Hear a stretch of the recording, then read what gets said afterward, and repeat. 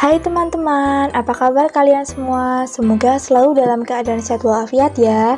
Pada kesempatan kali ini, kita akan belajar bersama mengenai puisi rakyat, yaitu meliputi pantun, gurindam, dan syair. Kegiatan kali ini yang akan kita lakukan adalah menelaah struktur dan kebahasaan serta menyajikan puisi rakyat. Nah, materi ini merupakan penjabaran dari KD 3.14 dan KD 4.14 kelas 7 SMP atau FTS. Ini ada contoh teks pantun, gurindam, dan syair agar kita lebih tahu bagaimana sih wujud teks dari ketiga puisi rakyat tersebut. Selanjutnya, sebelum kita masuk ke materi inti, kita ulas sedikit ya, apa itu puisi rakyat?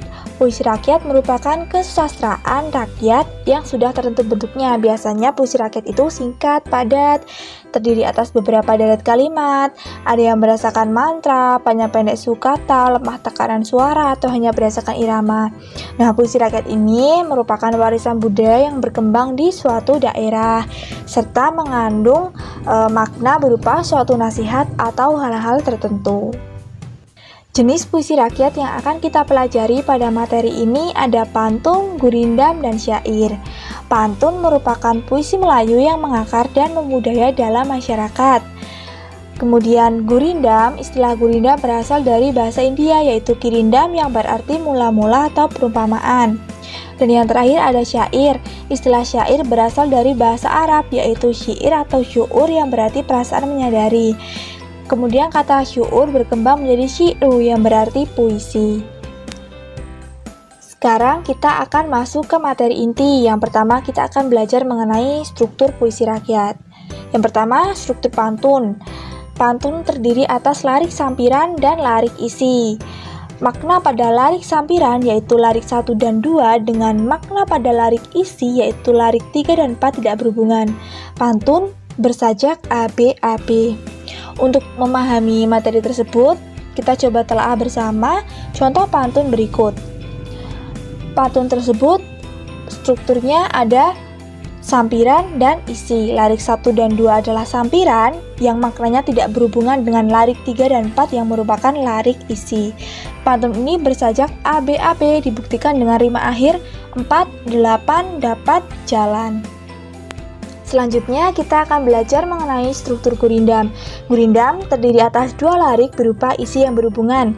Larik 2 berisi jawaban atau konsekuensi dari larik pertama. Gurindam bersajak AA. Coba kita telaah contoh gurindam berikut.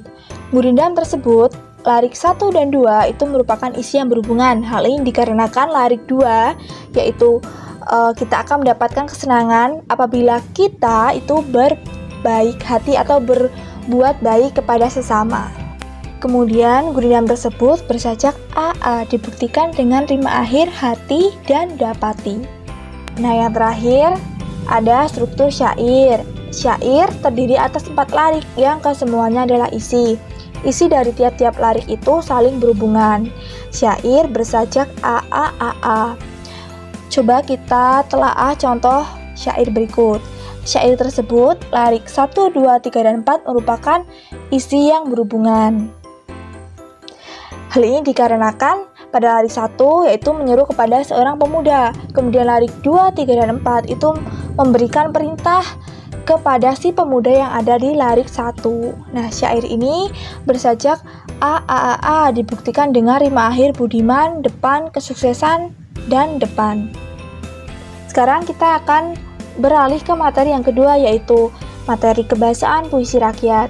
Kebahasaan puisi rakyat dapat dilihat berdasarkan dua hal. Yang pertama adalah berdasarkan jenis kalimat dan yang kedua berdasarkan kata penghubung. Untuk yang pertama yaitu berdasarkan jenis kalimat, ada 5 kalimat yang biasa digunakan dalam puisi rakyat. Yang pertama ada kalimat perintah, yaitu kalimat yang berisi perintah kepada orang lain. Contohnya buanglah sampah pada tempatnya. Yang kedua ada kalimat saran, yaitu kalimat yang berisi saran kepada orang lain. Contohnya, sebaiknya kau pikir dahulu. Yang ketiga adalah kalimat ajakan, yaitu kalimat yang berisi ajakan kepada orang lain untuk melakukan sesuatu. Contohnya, mari kita jaga kebersihan. Yang keempat ada kalimat seru, yaitu kalimat yang mengungkapkan rasa hati. Contohnya, alangkah indahnya alam Indonesia. Kemudian yang terakhir ada kalimat larangan, yaitu kalimat yang berisi larangan agar orang lain tidak melakukan suatu perbuatan. Contohnya, janganlah berprasangka buruk kepada sesama. Selanjutnya, berdasarkan kata penghubung. Ada 4. Yang pertama kata penghubung tujuan, yaitu menjelaskan maksud dan tujuan suatu acara atau tindakan. Contoh, katanya ada supaya, untuk, agar, guna. Kemudian kata penghubung sebab, menjelaskan bahwa suatu peristiwa atau tindakan terjadi atas sebab tertentu. Contohnya, sebab itu, karena, oleh karena itu. Kemudian ada kata penghubung akibat, merupakan konjungsi yang menggambarkan suatu peristiwa atau tindakan terjadi atas sebab peristiwa lain. Contohnya, sehingga, sampai, akibatnya. Nah, biasanya kata hubung sebab akibat ini sering berkaitan. Kemudian yang terakhir ada kata penghubung syarat, merupakan konjungsi yang menjelaskan suatu hal bisa terpenuhi apabila syarat yang ada dipenuhi. Contohnya, jika, jikalau, apabila, asalkan, kalau, bila mana.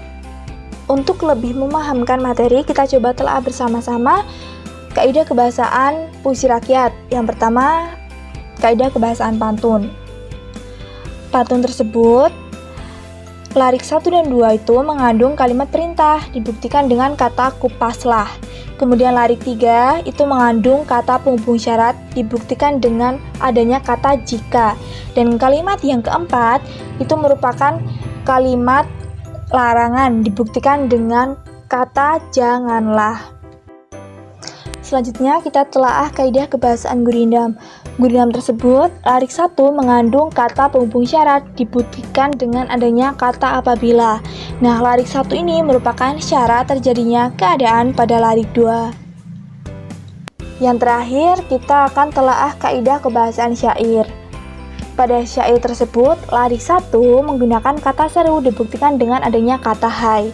Kemudian larik 2 itu menggunakan kalimat larangan, dibuktikan dengan adanya kata jangan. Larik 3 menggunakan kalimat perintah, dibuktikan dengan adanya kata bergeraklah. Kemudian larik yang keempat menggunakan kata penghubung tujuan, ditunjukkan dengan adanya kata guna. Nah, sekarang kita sudah sampai ke materi yang terakhir, yaitu menyajikan puisi rakyat, khususnya pantun, gurindam, dan syair. Untuk menyajikan puisi rakyat, setidaknya ada 2 langkah yang harus dilakukan. Yang pertama yaitu menentukan ide yang akan disampaikan, dan yang kedua mengembangkan ide dalam larik. Untuk pengembangan ide dalam larik ini disesuaikan dengan masing-masing jenis puisi rakyat. Itu nanti akan berbeda-beda, soalnya strukturnya berbeda. Nah, untuk pantun, ide ditata dalam 2 larik isi, yaitu pada baris ketiga dan keempat, dengan bunyi akhir yang berbeda. Kemudian setelah itu membuat larik sampiran pada baris 1 dan 2 dari benda atau kondisi yang tidak berkaitan langsung dengan isi. Jadi ketika kita akan menulis pantun, yang ditulis terlebih dahulu itu isinya, baru setelah itu kita menulis larik sampiran. Lalu ketika larik sampiran dan isi digabungkan, itu nanti bunyi akhir larik pertama akan sama dengan bunyi akhir larik ketiga, kemudian bunyi akhir larik kedua akan sama dengan bunyi akhir larik keempat. Untuk gurindam, ide ditata dalam 2 larik yang isinya berhubungan. Ketika nanti menuliskan gurindam, rima akhir yang dihasilkan itu sama, yaitu rima AA. Kemudian untuk syair, ide ditata dalam 4 larik yang kesemuanya adalah isi, dengan memperhatikan pemilihan diksi yang menarik. Kemudian rima yang dihasilkan di tiap lariknya itu rima akhirnya sama, yaitu rima AA. Coba kita lihat contoh penyajian puisi rakyat, yaitu pantun, gurindam, dan syair. Yang pertama, penyajian pantun. Langkah yang dilakukan adalah menentukan ide. Ide yang dipilih adalah belajar untuk masa depan agar tidak menyesal di kemudian hari. Kemudian dari ide tersebut dikembangkan ke dalam larik. Ingat, yang pertama ditulis itu larik isi. Jadi, ide ini itu dikembangkannya ke dalam larik isi.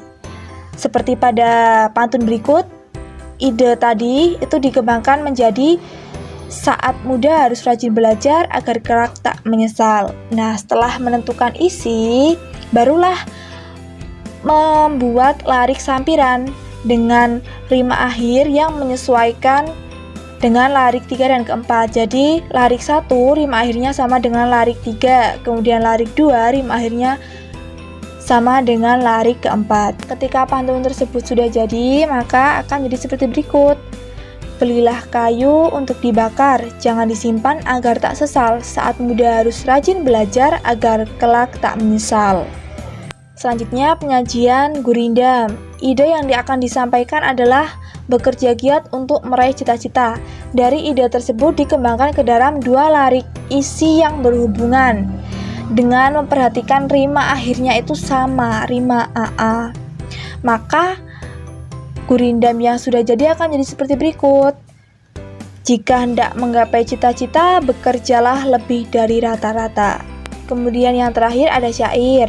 Ide yang akan disampaikan adalah perjuangan dalam kehidupan diibaratkan dengan mengayuh perahu untuk terus maju. Kemudian dari ide tersebut dituangkan atau dikembangkan ke dalam 4 larik yang berupa isi yang berhubungan. Maka akan menjadi seperti berikut. Perteguhlah alat perahumu, hasilkan bekal, air dan kayu. Dayung pengayuh taruh di situ supaya laju perahumu itu. Nah, ini syair tersebut memiliki rima akhir yang sama, yaitu perahumu, kayu, di situ, dan itu. Nah, itu dia teman-teman materi mengenai struktur, kaidah kebahasaan, dan langkah penyajian puisi rakyat. Semoga materi yang disampaikan pada kesempatan kali ini dapat bermanfaat bagi kita semua. Terima kasih kepada kalian yang telah menyaksikan video pemaparan materi ini. Semoga kita dapat berjumpa di lain kesempatan ya. Dadah!